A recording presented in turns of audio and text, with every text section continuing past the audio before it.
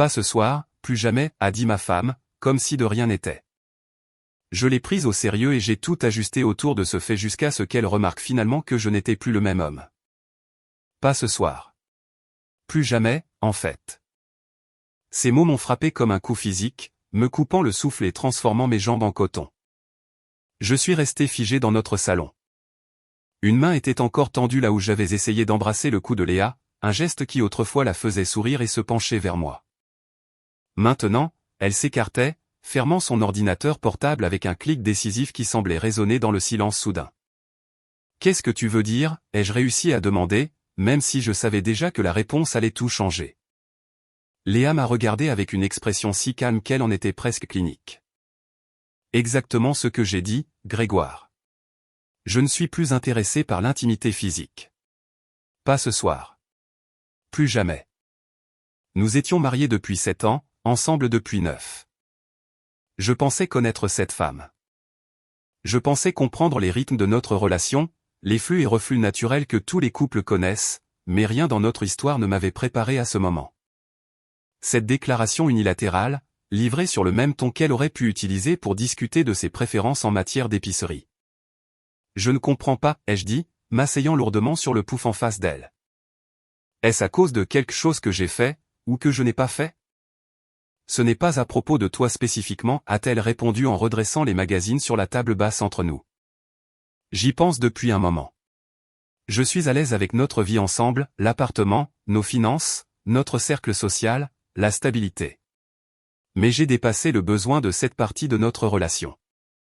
Cette partie, comme si l'intimité physique, le lien émotionnel, le fondement même d'un couple n'était qu'une option, un abonnement qu'elle avait décidé de résilier. Tu y penses depuis un moment, ai-je répété lentement.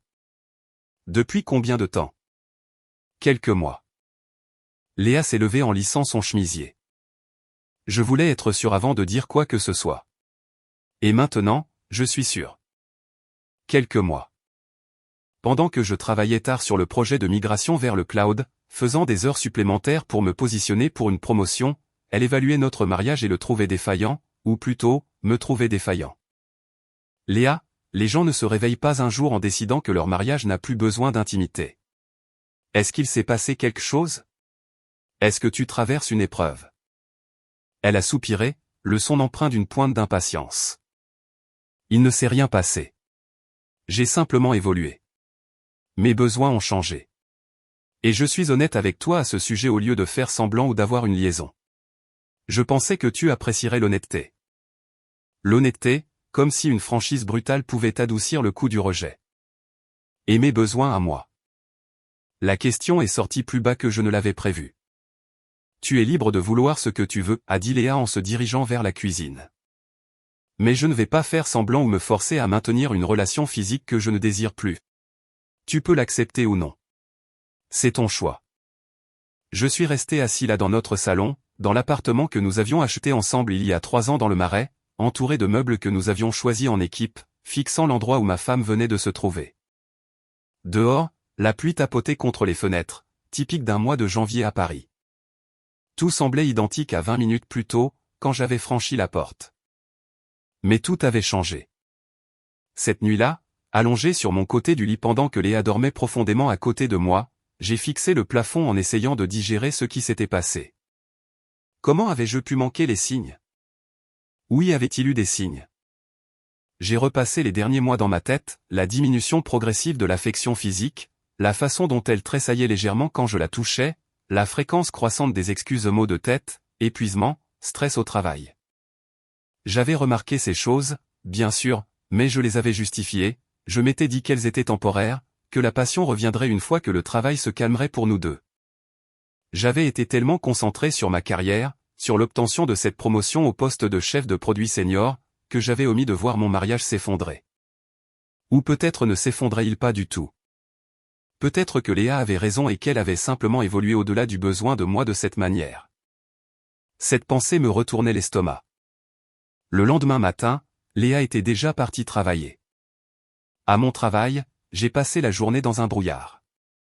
Ce soir-là, j'ai de nouveau essayé de lui parler devant des plats à emporter. Pouvons-nous discuter de thérapie, ai-je demandé. L'irritation de Léa s'est finalement manifestée. Grégoire, je n'ai pas besoin de thérapie. Il n'y a rien qui cloche chez moi. Pourquoi est-ce si difficile à accepter pour toi? Parce que cela nous affecte tous les deux. C'est notre mariage. Je ne mets pas fin à notre mariage. Je le redéfinis. Tout le reste peut rester pareil. Tout le reste? Tu veux dire les parties qui t'arrangent. Nous avons mangé dans un silence tendu. C'était notre nouvelle normalité, des colocataires avec un prêt hypothécaire commun. Le lundi suivant, j'ai pris rendez-vous avec un conseiller conjugal. Quand je l'ai dit à Léa ce soir-là, sa réponse a été immédiate. Je n'irai pas, a-t-elle dit sèchement.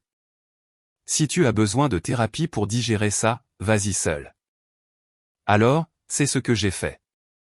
La docteure Pascale Dubois était une femme d'une cinquantaine d'années aux yeux bienveillants qui a écouté sans jugement tandis que je racontais notre situation dans son bureau ce premier mercredi après-midi. Votre femme a-t-elle vécu un traumatisme ou des changements de vie importants récemment, a-t-elle demandé. Rien d'évident. Son travail est stable. Pas de décès dans la famille, pas de problème de santé à ma connaissance. Parfois, ces décisions découlent d'expériences non traitées ou de changements psychologiques. Sans elle ici, je ne peux que vous aider à gérer votre réaction à la situation. Mais c'est peut-être exactement ce dont vous avez besoin en ce moment. J'ai commencé à la voir chaque semaine. Ces séances sont devenues des points d'ancrage dans les semaines qui ont suivi, des espaces sûrs pour traiter ce qui se passait sans jugement. Samedi matin, j'ai fait quelque chose que je n'avais pas fait depuis des mois. J'ai appelé mon père. Henri Martin avait 62 ans, retraité d'une carrière en génie civil, vivant seul depuis le décès de ma mère 5 ans auparavant. Nous nous parlions toutes les quelques semaines, généralement de brefs échanges sur la santé, la météo et les matchs du PSG. Nous n'étions pas du genre à avoir des conversations émotionnelles profondes, mais j'avais besoin du point de vue de quelqu'un qui avait été marié pendant 37 ans avant que la mort ne le sépare de sa femme. Nous nous sommes retrouvés au Livre et la Tasse à Montmartre. Mon père était déjà là quand je suis arrivé, assis à une table d'angle avec un café noir et le journal du samedi étalé devant lui. « Tu as une sale gueule » a-t-il dit en guise de salut. « Merci, papa. » Il a plié le journal et m'a étudié. « Qu'est-ce qui se passe ?» Je lui ai raconté une version de la situation. Pas tous les détails, pas les mots spécifiques que Léa avait utilisés, mais assez pour qu'il comprenne le problème de fond. Ma femme avait unilatéralement décidé de retirer l'intimité physique de notre mariage et s'attendait à ce que je l'accepte simplement. Mon père a écouté sans interrompre, ses mains burinées enroulées autour de sa tasse de café. Quand j'ai eu fini, il est resté silencieux un long moment. « Ta mère et moi avons une autre part de moments difficiles » a-t-il finalement dit. Il y a eu des années où nous nous parlions à peine, sauf pour la logistique, mais nous avons surmonté ça parce que nous le voulions tous les deux. Léa ne veut rien surmonter. Elle dit qu'il n'y a rien à surmonter. Elle a juste évolué au-delà de ce besoin de connexion. Et tu crois ça? La question m'a pris au dépourvu. Je ne sais plus quoi croire. Voici ce que j'ai appris en 37 ans de mariage, a dit mon père en se penchant légèrement en avant. Il y a des choses qu'on peut réparer, et d'autres non. Le plus dur, c'est de faire la différence. Encore plus dur, c'est de savoir quand d'arrêter d'essayer de réparer quelque chose que l'autre personne ne pense pas être cassé. Alors, qu'est-ce que je fais? Il a secoué la tête lentement. Ce n'est pas une question à laquelle je peux répondre pour toi, mon fils. Toi seul sais ce avec quoi tu peux vivre. Mais je vais te dire ceci, la pire chose que tu puisses faire est de passer des années à attendre que quelqu'un change d'avis alors qu'il t'a dit clairement ce qu'il veut. À un moment donné, tu dois décider de ce que tu vas faire à ce sujet. Je suis rentré de cette conversation et je suis resté assis dans ma voiture devant notre appartement pendant 20 minutes avant de pouvoir trouver l'énergie d'entrer.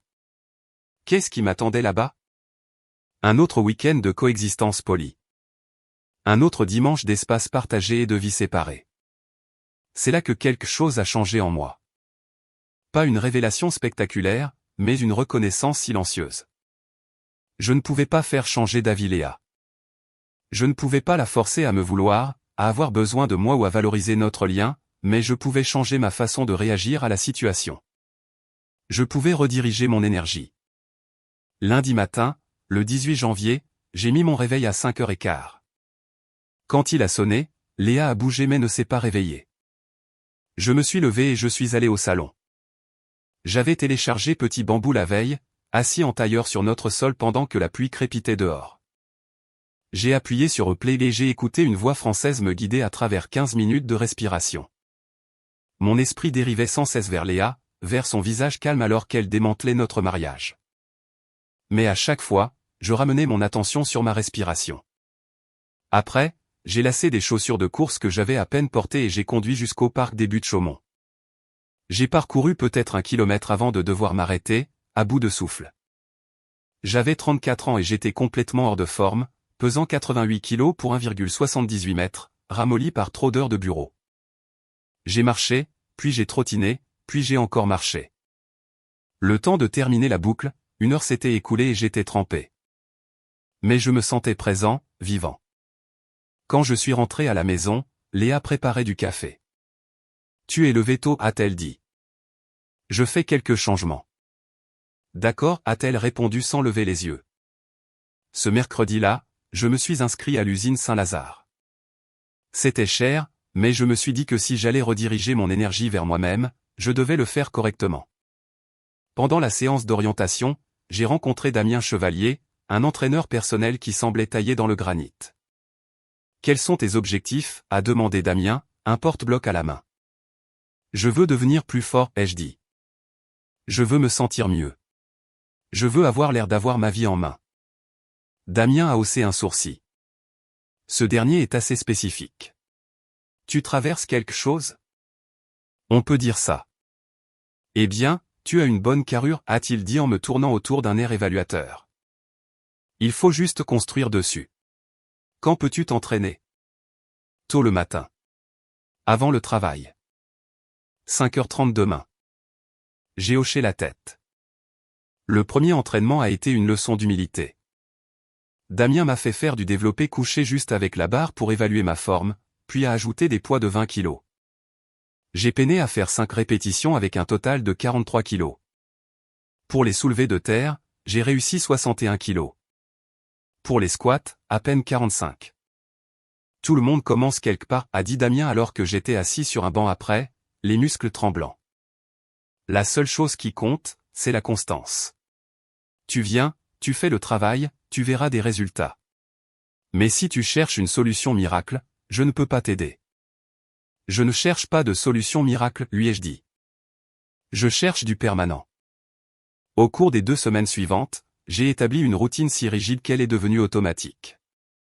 Réveil à 5h15, méditation pendant 15 minutes, salle de sport à 5h45, entraînement jusqu'à 7h, douche, habillage, smoothie de petit déjeuner à mon bureau à 8h30. Les matins sont devenus un temps sacré, des heures qui m'appartenaient entièrement. À la maison, j'ai cessé d'essayer d'engager la conversation avec Léa au-delà de la logistique de base, qui faisait les courses, quand venait le paysagiste, si nous devions appeler le plombier pour l'évier de la salle de bain principale. Nos interactions sont devenues transactionnelles, un partenariat commercial pour l'entretien d'une propriété commune. Léa semblait presque soulagée par mon retrait. La tension qui avait existé les premiers jours après sa déclaration s'est évaporée, nous nous sommes installés dans nos nouveaux rôles facilement, trop facilement, des étrangers polis partageant une adresse. Au travail, quelque chose d'intéressant s'est produit. Sans l'anxiété constante en arrière-plan concernant mon mariage, j'ai découvert que je pouvais me concentrer avec une clarté que je n'avais pas connue depuis des mois. Le projet de migration vers le cloud qui traînait en longueur est entré dans sa phase critique début février, et je me suis porté volontaire pour diriger la présentation aux clients. L'ancien Grégoire aurait évité ce genre de projecteur. Mais le nouveau Grégoire, celui qui se réveillait avant l'aube pour méditer et soulever des poids, s'est avancé. La présentation s'est exceptionnellement bien déroulée. Après, Benoît m'a pris à part dans le couloir. « C'était impressionnant » a-t-il dit. « Quoi que tu fasses ces derniers temps, continue. Tu améliores vraiment ton jeu. » Fin février, j'avais perdu 5 kilos. Mes vêtements m'allaient différemment, plus lâches à la taille, plus serrés aux épaules. Damien augmentait mes poids chaque semaine. Le développé couché qui m'avait presque vaincu en janvier devenait facile. Je soulevais 61 kilos, ces poids de 20 kilos de chaque côté, pour plusieurs séries. Un samedi matin début mars, je suis allé au marché d'Aligre pour acheter du café en grains frais. En marchant dans la foule, j'ai croisé un photographe accroupi pour capturer l'étalage d'un vendeur de fleurs dans la lumière du petit matin. Quelque chose dans l'intentionnalité de son geste, la concentration, a attiré mon attention. Sur une impulsion, je me suis arrêté à la bourse photo près de Bastille sur le chemin du retour et j'ai acheté un Canon EOS Rebelle d'occasion. Il n'était pas cher, juste un réflexe numérique de base que le vendeur a qualifié de parfait pour les débutants.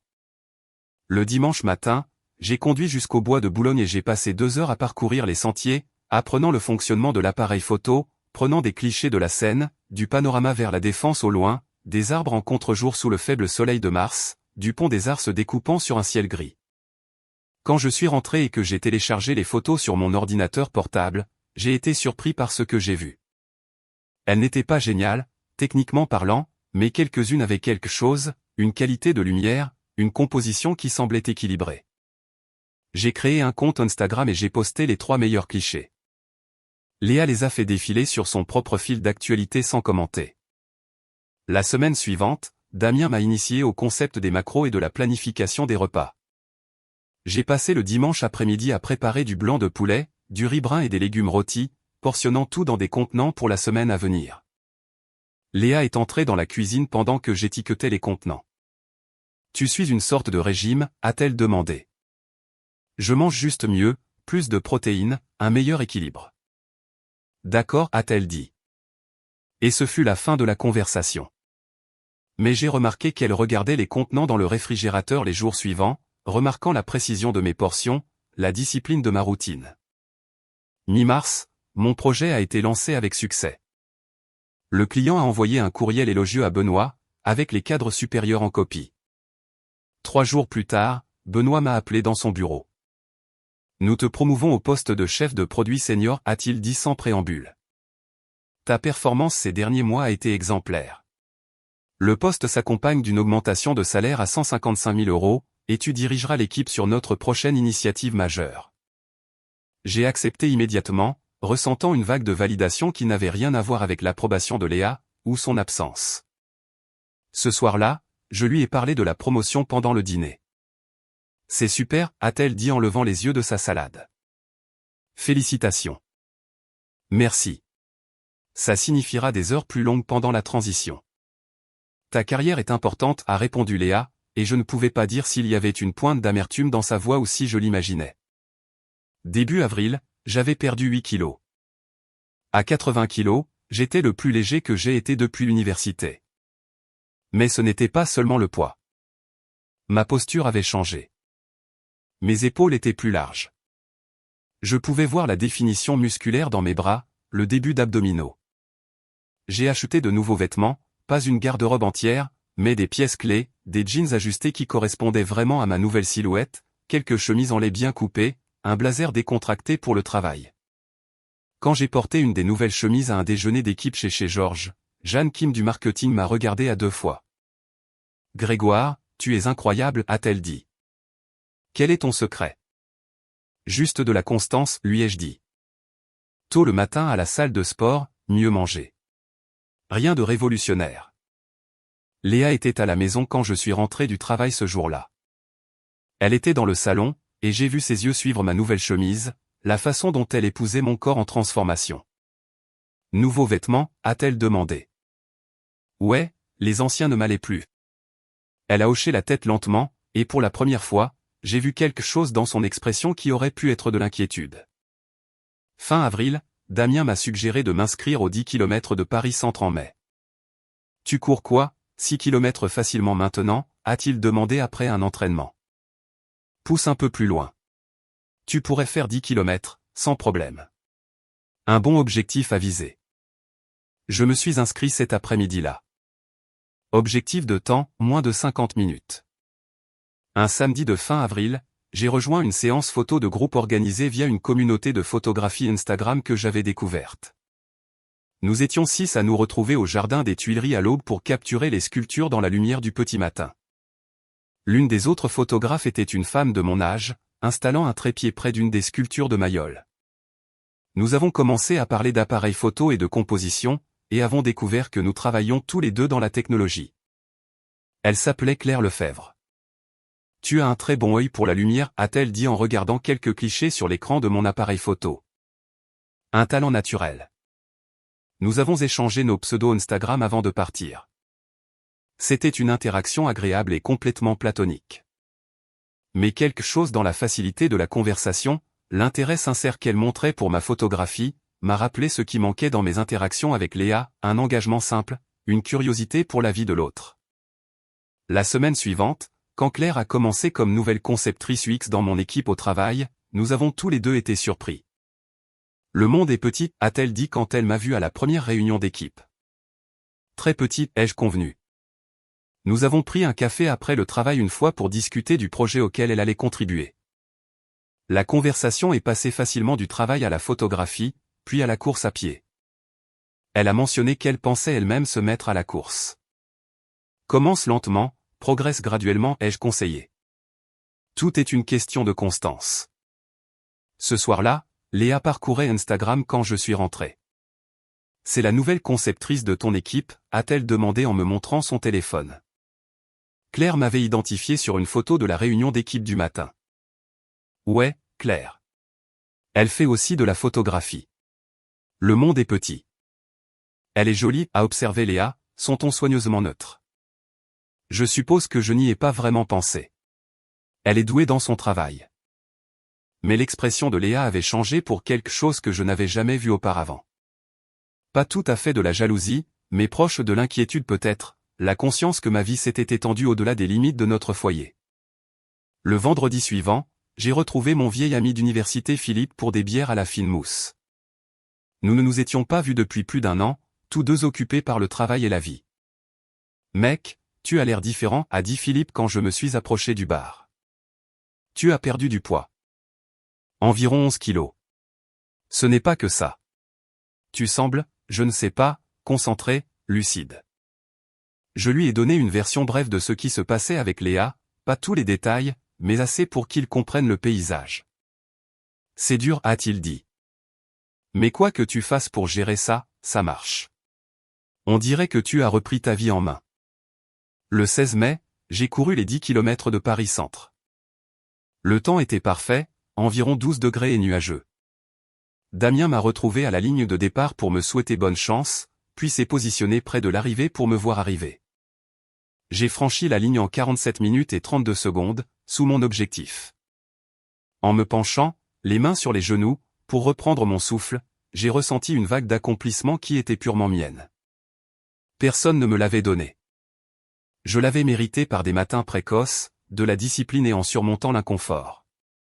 Damien a pris une photo de moi avec mon dossard et ma médaille. Je l'ai postée sur Instagram plus tard dans l'après-midi. Les félicitations sont arrivées rapidement, amis, connaissances en photographie, Damien, collègue de travail. Le commentaire de Claire est apparu parmi eux, félicitations. C'est un temps incroyable pour tes premiers 10 km. La semaine suivante au travail, notre équipe est allée déjeuner au comptoir nippon pour célébrer la réussite d'une étape importante du projet. Claire s'est retrouvée assise à côté de moi. Alors, la course et la photographie, a-t-elle dit. Qu'est-ce qui t'a amené à faire les deux? J'avais juste besoin d'exutoire, lui ai-je dit. Des moyens de rester présent, je suppose. Eh bien, ça marche. Tu sembles toujours très présent au travail, très concentré. Thomas Reynaud, l'autre chef de produit, a ri de l'autre côté de la table. Grégoire est l'exemple même de la constance. Regardez-le. Une transformation totale. Les commentaires se voulaient des compliments, et je les ai pris comme tels. Mais j'ai remarqué que Claire m'étudiait avec une expression légèrement différente. Pas un intérêt romantique, exactement, mais plutôt de la reconnaissance, comme si elle voyait dans mon parcours quelque chose qui résonnait avec le sien. Ce soir-là, Léa était déjà à la maison quand je suis arrivé, ce qui était inhabituel. Elle travaillait jusqu'à 18h la plupart des jours. Pouvons-nous parler, a-t-elle demandé dès que je suis entré. Vraiment parler? J'ai posé mon sac. Bien sûr. Nous nous sommes assis dans le salon, aux mêmes places que nous occupions 4 mois plus tôt quand elle avait fait sa première déclaration. J'ai réfléchi à ce que j'ai dit en janvier, a commencé Léa, les mains jointes sur ses genoux. Peut-être que j'ai été trop hâtive. Peut-être que nous devrions essayer la thérapie, après tout. J'ai attendu, laissant le silence s'étirer. Qu'est-ce qui t'a fait changer d'avis, ai-je finalement demandé. Tu as changé, a-t-elle dit en me regardant dans les yeux. Tu es différent. Et je pense que peut-être j'avais tort. À propos de quoi spécifiquement? Elle a hésité. Sur le fait que nous n'avions pas besoin de ce lien. Sur le fait de penser que tout le reste suffisait. Qu'est-ce qui a provoqué cette prise de conscience? La façade calme de Léa s'est légèrement fissurée. Te voir ne plus avoir besoin de moi. Voilà. La vérité sous son changement de cœur. Non pas qu'elle ait véritablement évolué dans sa pensée sur l'intimité ou le lien, mais que ma transformation, mon indépendance, mon épanouissement évident sans son approbation avait déclenché une réaction. Je vois, ai-je dit doucement. Je veux essayer, a insisté Léa. Je veux aller en thérapie ensemble. Je veux travailler sur nous. J'ai regardé ma femme, cette femme avec qui j'étais depuis 9 ans, mariée depuis 7. Je l'aimais encore d'une certaine manière. Mais l'homme qu'elle avait rejeté en janvier, celui qui s'était assis à cette même place, dévasté et confus, n'existait plus.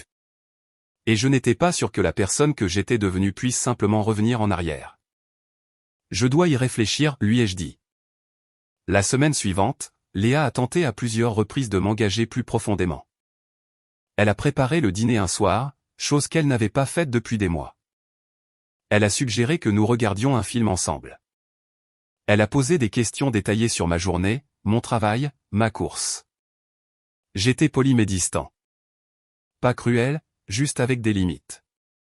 J'avais construit une vie qui fonctionnait sans sa participation émotionnelle. Et je n'étais pas prêt à la démanteler simplement parce qu'elle avait décidé de vouloir y revenir. Lors de ma séance de thérapie avec la docteure Pascale Dubois, j'ai parlé de l'intérêt soudain de Léa pour la réconciliation. Que pensez-vous de son changement de cœur, a demandé la docteure Dubois. Je suis méfiant, ai-je admis. Cela semble réactif à ma transformation, pas une véritable évolution dans sa pensée.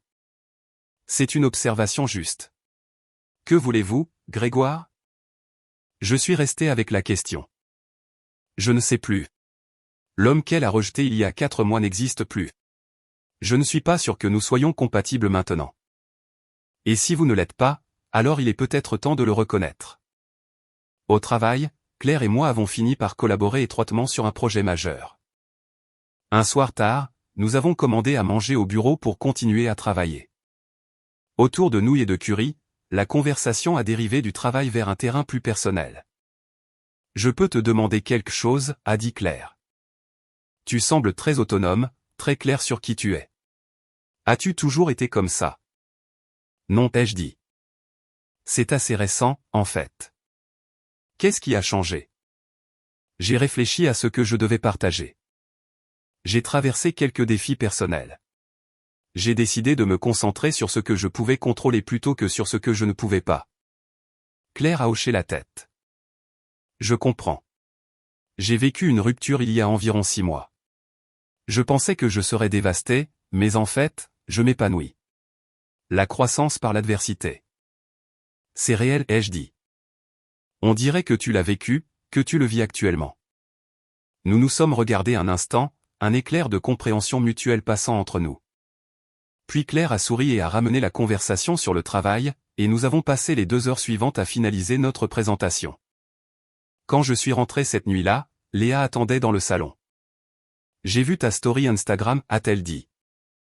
La photo que Claire avait prise au bureau et sur laquelle elle m'avait identifié, nous deux souriant devant nos ordinateurs portables. D'accord, ai-je dit lentement. As-tu une liaison avec Claire? La question m'a véritablement surpris. Non, absolument pas. Mais tu passes du temps avec elle. Nous travaillons ensemble. Parfois, nous travaillons tard, c'est tout.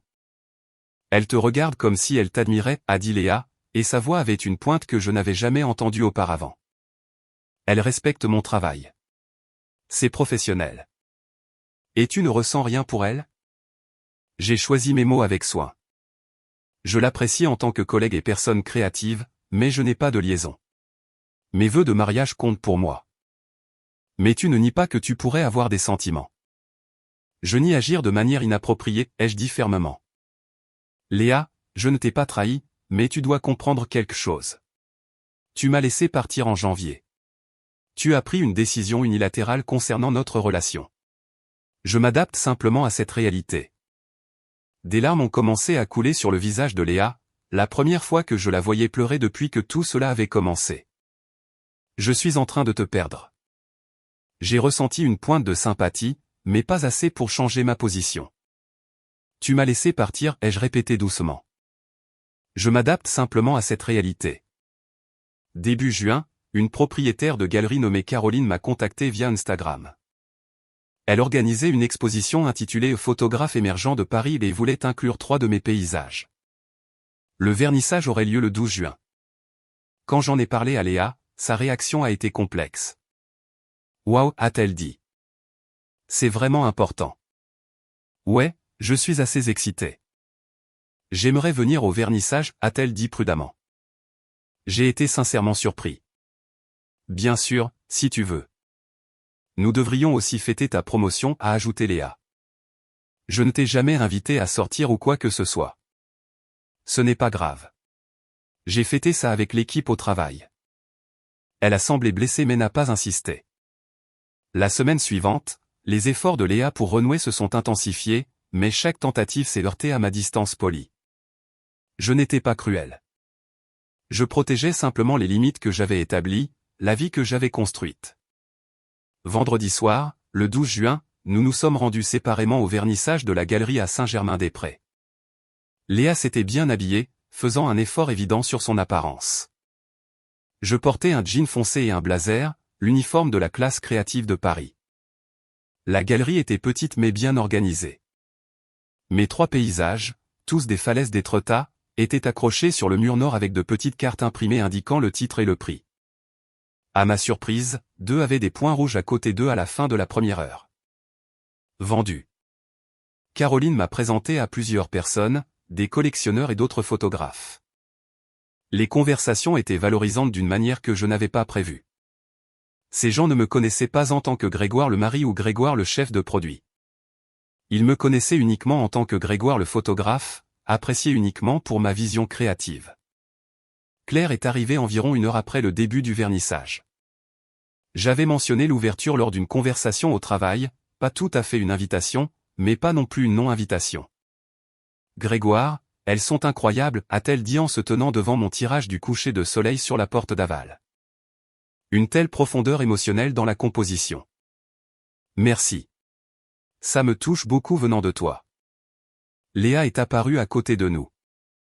J'ai alors fait les présentations. Vous devez être très fiers, a dit Claire à Léa avec une chaleur sincère.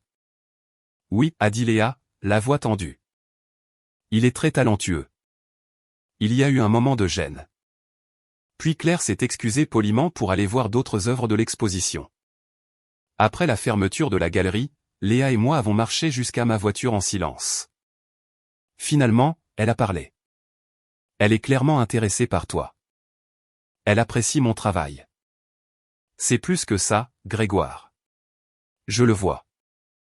Je me suis arrêté de marcher et je me suis tourné pour lui faire face. Même si c'était le cas, je n'ai rien fait. Mais Léa, tu dois comprendre quelque chose. Je ne suis pas la même personne que tu as rejetée en janvier. Cette personne-là était désespérée de ton approbation, de ton désir. Cette personne-ci ne l'est pas. Je sais, a-t-elle dit doucement. Je le vois. Et ça me terrifie. Pourquoi? Parce que j'ai jeté quelque chose de précieux, et le temps que je m'en rende compte, tu étais déjà passé à autre chose. Je ne suis pas passé à quelqu'un d'autre, ai-je corrigé. J'ai avancé avec moi-même. Il y a une différence. Vraiment, a demandé Léa, une confusion sincère dans sa voix. Oui, une différence cruciale. Samedi soir, j'ai suggéré que nous devions prendre une décision. À propos de quoi, a demandé Léa, bien que je puisse voir dans ses yeux qu'elle savait. À propos de nous, de notre mariage, de savoir si nous sommes vraiment des partenaires ou juste des gens qui partagent des dépenses. Je veux que nous soyons des partenaires, a-t-elle dit rapidement. Je veux arranger ça. Je pense que nous devrions nous séparer pendant un certain temps. Les mots ont semblé la frapper physiquement. Quoi? Non. Je pensais que nous parlions d'arranger les choses. C'est le cas. Mais nous ne pouvons pas arranger quelque chose quand nous ne savons même pas clairement ce que nous voulons individuellement. Tu as pris une décision en janvier sans tenir compte de mes besoins. Maintenant, je prends une décision qui tient compte des nôtres à tous les deux. Ce n'est pas la même chose, a protesté Léa. Vraiment? Tu as décidé unilatéralement de changer notre mariage. Je décide unilatéralement que nous avons besoin d'espace pour savoir s'il y a un mariage qui vaut la peine d'être sauvé. Bien sûr qu'il y en a un, a-t-elle dit, le désespoir s'insinuant dans sa voix. Grégoire, je t'aime. Vraiment? Ou aimes-tu la version de moi qui a du succès, qui est en forme et épanouie? Parce que cette version existe parce que j'ai arrêté d'attendre que tu me valorises. Léa a ouvert la bouche pour argumenter, puis l'a refermée. Elle n'avait aucune réponse à cela. Je déménagerai cette semaine, ai-je dit. Donnons-nous à tous les deux le temps de réfléchir clairement. J'ai trouvé un appartement meublé d'une chambre à Montmartre, au 6e étage avec vue sur la ville. Le jour du déménagement était le samedi suivant. Léa m'a aidé à emballer, ses mouvements mécaniques, son visage soigneusement vide d'expression. Combien de temps seras-tu parti, a-t-elle demandé alors que je chargeais la dernière boîte dans ma voiture. Nous n'avons pas fixé de durée. Aussi longtemps que nécessaire pour y voir clair. Prévois-tu de divorcer de moi? Je l'ai regardée, cette femme avec qui j'avais construit une vie, et j'ai ressenti un mélange complexe d'amour et de distance. Je prévois de découvrir qui je suis de manière indépendante et ce que je veux vraiment. Où cela mènera, je ne le sais pas encore. La première nuit dans mon nouvel appartement, je me suis assis sur le balcon avec une bière et j'ai regardé le soleil se coucher sur la Seine. Le ciel est devenu orange et violet, et j'ai ressenti un étrange mélange de deuil et de soulagement. Le deuil de ceux qui avaient été perdus. Le soulagement d'avoir enfin de l'espace pour respirer. Léa ne me manquait pas exactement.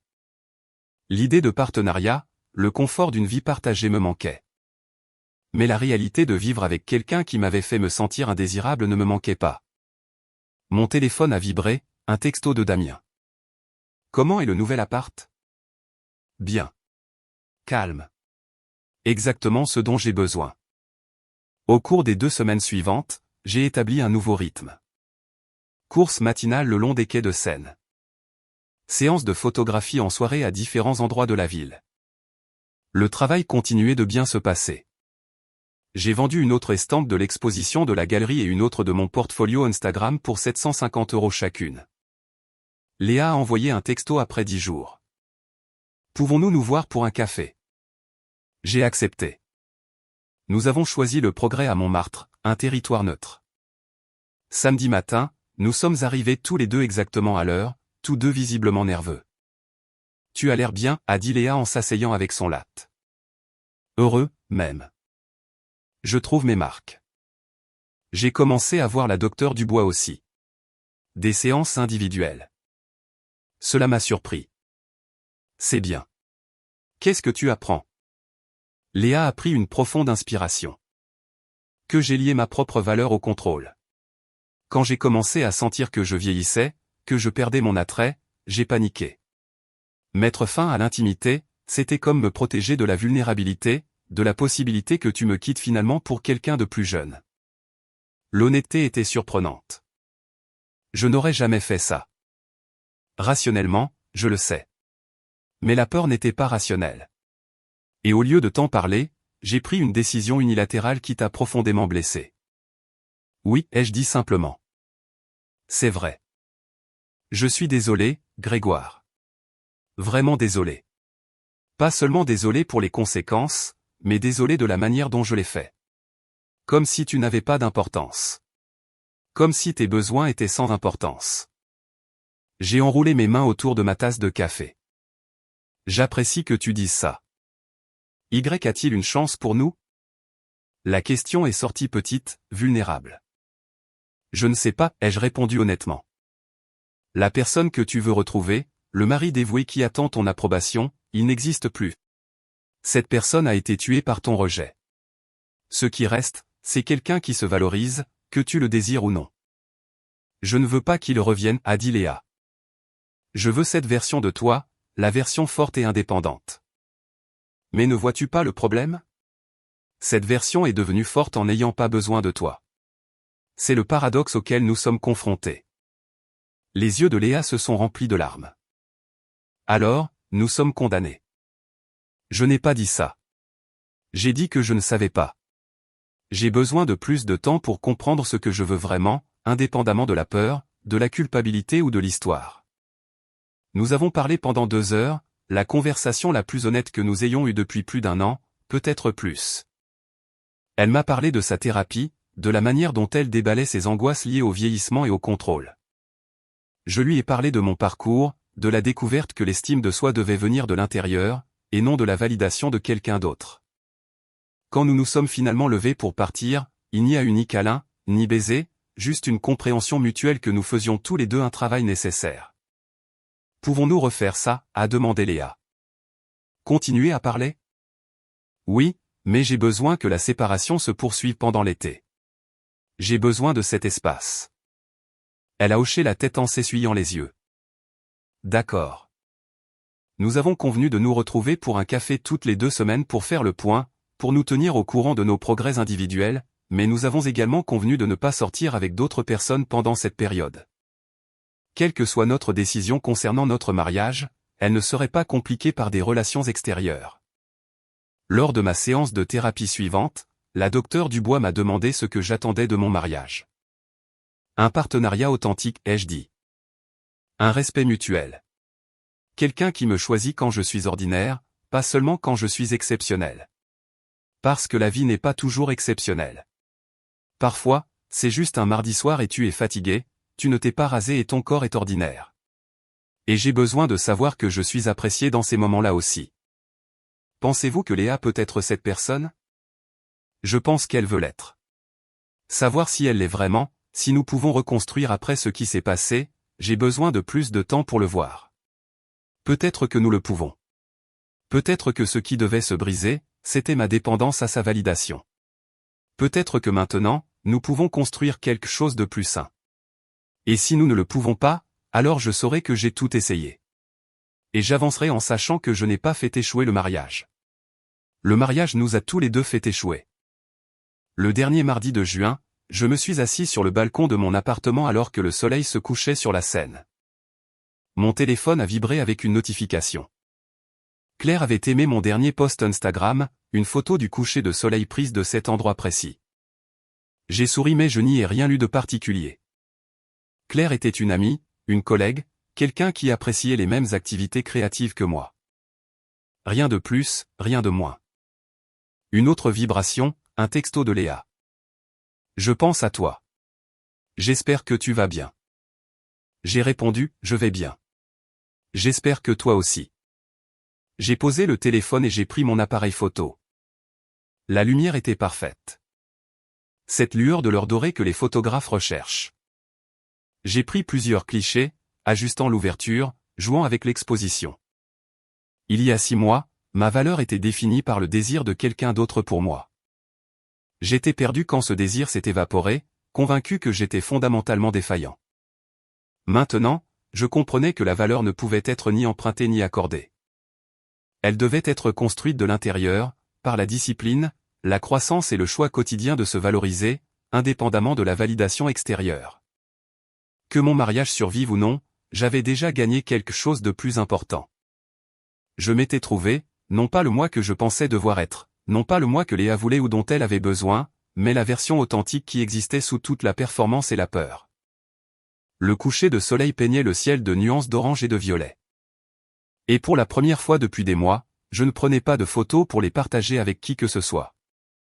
Je vivais simplement le moment, présent dans ma propre vie. Quoi qu'il arrive avec Léa, que nous retrouvions notre chemin l'un vers l'autre ou que nous continuions sur des chemins séparés, j'y ferais face en tant que quelqu'un qui connaissait sa propre valeur, quelqu'un qui avait appris que la relation la plus importante que l'on puisse construire est celle que l'on a avec soi-même. Et cela faisait toute la différence.